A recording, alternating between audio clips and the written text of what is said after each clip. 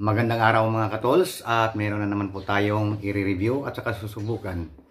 Kararating lang po ng ating Tanso cordless drill. So 3-in-1 po ito guys, at bubuksan po natin kung ano po yung mga previous niya at saka atin pong susubukan.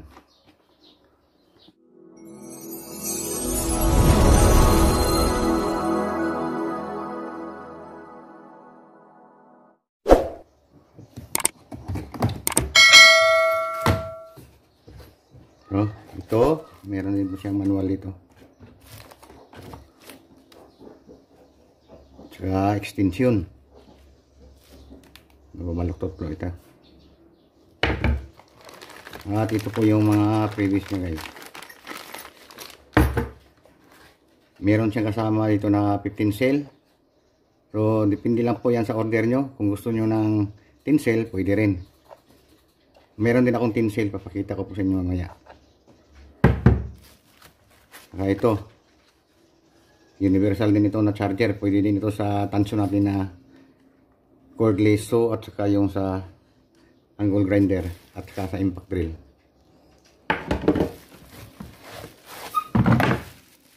At ito naman po yung ating Tanso cordless drill. Ayan mga katols, napakaganda nito.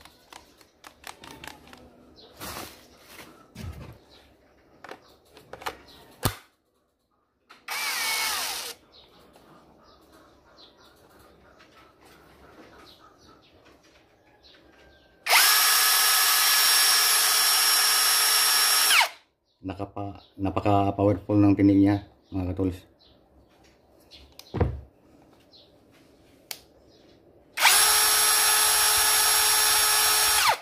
Ayan, may counterclockwise at saka clockwise din siya.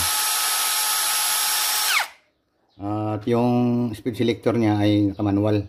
Hindi katulad nung sa impact drill natin na digital siya. Dito lang pinipindot sa may baba, sa ibabaw ng baterya niya. Pero itong cordless drill natin ay nakamanual po. Gusto mo ng slow pero malakas, yan, pihit nyo lang sa 1. At pag gusto nyo ng mabilis, yan, sa 2. At ito naman dito mga katols ay ito po yung para sa panghigpit. Pag gusto nyo ng mahigpit, lagay nyo lang dito sa 25. At nakamode po tayo dito sa screw. Pang-install ng screw at saka pang-tanggal ng screw. Pero para lang po ito sa kahoy guys. Pag 25, mahigpit po yan, masyado. Pag gumamit kayo ng wood screw, tapos ginagamit nyo ito sa 3/4 na marine, ay dahil naka 25 po tayo, naka max, ay lulubog po yung ulo ng screw. So dapat katamtaman lang. Dito lamang po yung adjustment natin. May number naman po. Ayan, hindi nyo na mapipigilan pag nasa 25. Init ng kamay ko. Pag pang wood screw lang, para gumawa kayo ng mga cabinet, okay na po dito sa 11.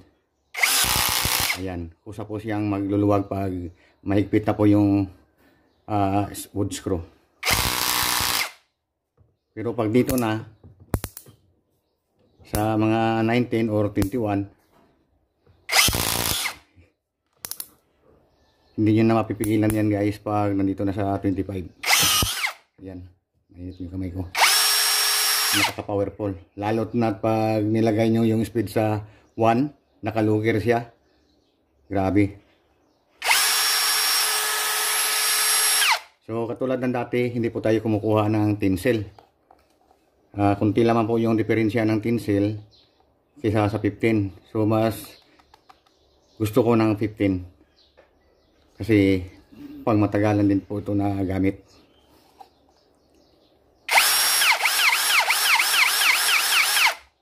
Iba talaga guys pag naka brushless motor tayo. Malakas po yung torque niya. Hindi katulad nung mga iba dyan na mga cordless drill, hindi po naka-brush po siya. Yan, papakita ko po sa inyo yung drill ko na naka-brush. Mga mamurahin lang din po yun guys.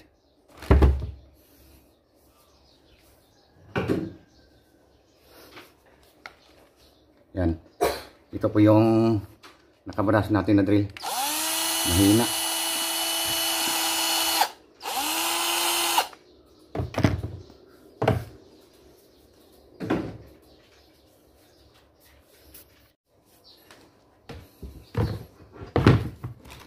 At ito nga pala yung mga freebies.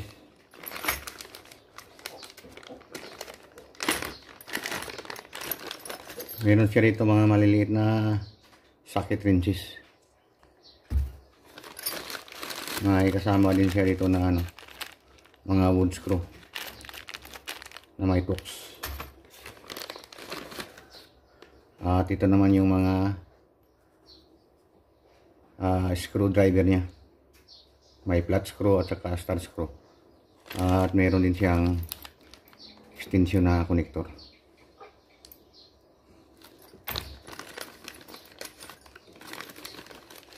At ito guys ay mga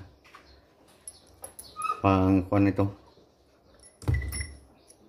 pang tiles at saka pang simento. Bali 5 po ito.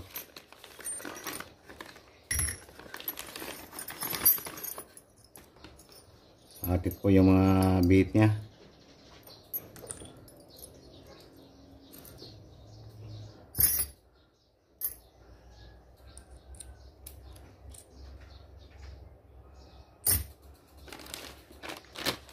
Oh, ayan guys, susubukan na po natin. So ayan na po guys, susubukan na po natin itong ating Tanso cordless drill. Tamang-tama po, may ginawa po tayo sa mga bata na board ng pang basketball board. So nilagyan natin ito ng bakal at ito po yung bubutasan natin.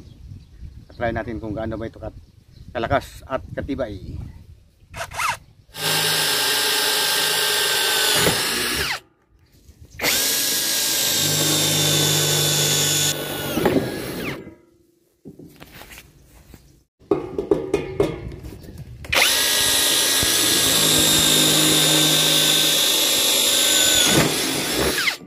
Grabe, ang lakas.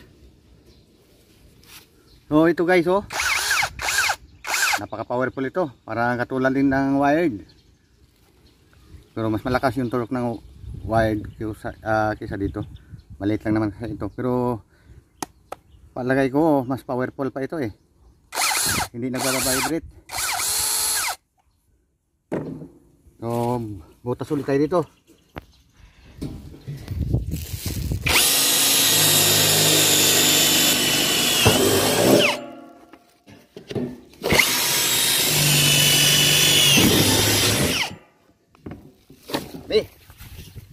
Ayos. Napakasig.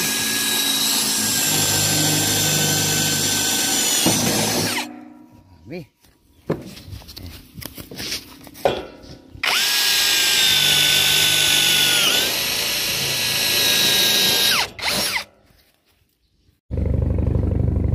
So ito guys, at tatap na po natin. Subukan po natin itong kanyang sakit.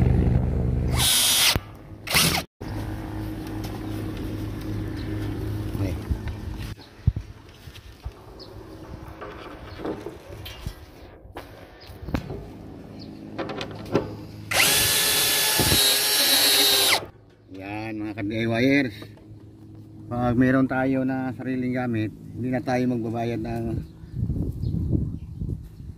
sa iba.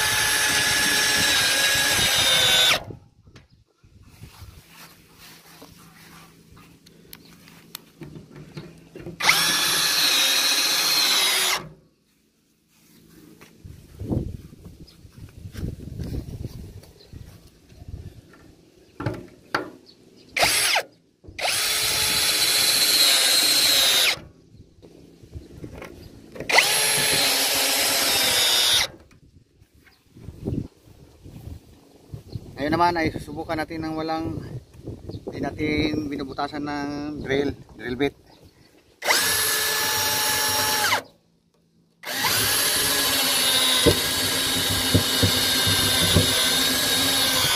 Ayos.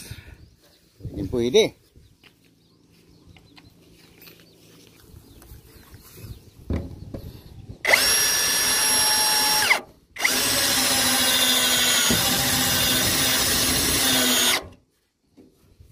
Yan.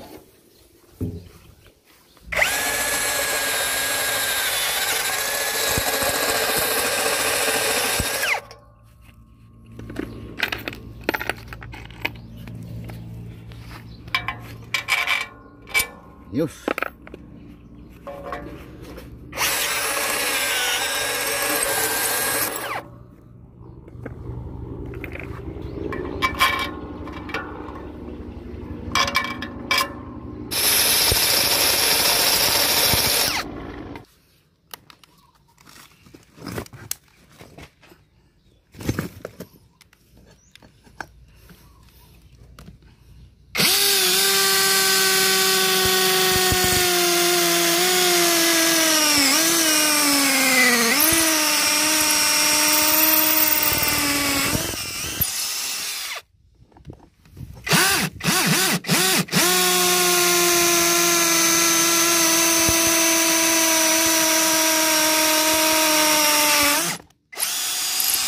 Grabe kalakas.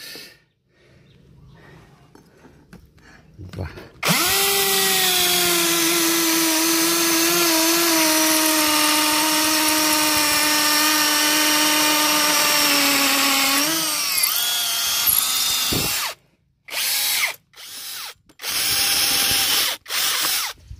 So ayan mga katols, at nasubukan na po natin ang ating Tanso cordless drill. Yan, nakita nyo po kanina na ginamit natin yung masonry na drill bit. Baon na baon po siya at talagang umuusok siya sa sobrang lakas. At pagdating naman po sa bakal, talagang wala po siyang problema. So may tatlo palang settings ito guys. May pang screw at may pan drill at saka may hammer. Yung hammer ay ginagamit po sa masonry na mga drill bit, pang butas ng mga simento at wool. Talagang napakalakas po talaga nito, itong Tanso na ito, kasi naka brushless po siya. So iba talaga yung power ng brushless kaysa brushed na mga drill. At yung higpit niya ay hanggang sa 25. Yung itong ordinary ko hanggang 18 lamang. So ito pang screw ko lang ito. Mahina kasi ito. Ito malakas, parang naka-wired ka. So mai-recommend ko po ito para sa mga DIYers na katulad ko. Bumili na po kayo nito, hindi pa po ito aabot ng 2,000. Pero depende lang po yan, kung yung ginagamit nyo na baterya ay 10 cell, mas mura, nasa mga 1,600 lang siguro ito. Pero itong 15 cell mas mahal. Kaya ito, halos aabot ito ng 2,000. So ito nga palang review natin guys ay para lamang po ito guide. Para bago po tayo bumili ng mga cordless ay alam po natin kung ano po yung kalidad niya, kung ano po yung lakas niya. Ito nagsisilbi lamang po itong guide sa inyo para kung gusto nyo bumili ng ganito ay makakapili po kayo. Katulad ko, hindi naman ako masyadong bumibili ng mga branded. Ito lang po yung maaabot ng budget ko. So talagang malakas siya. Walang pinag-iba po sa mga branded.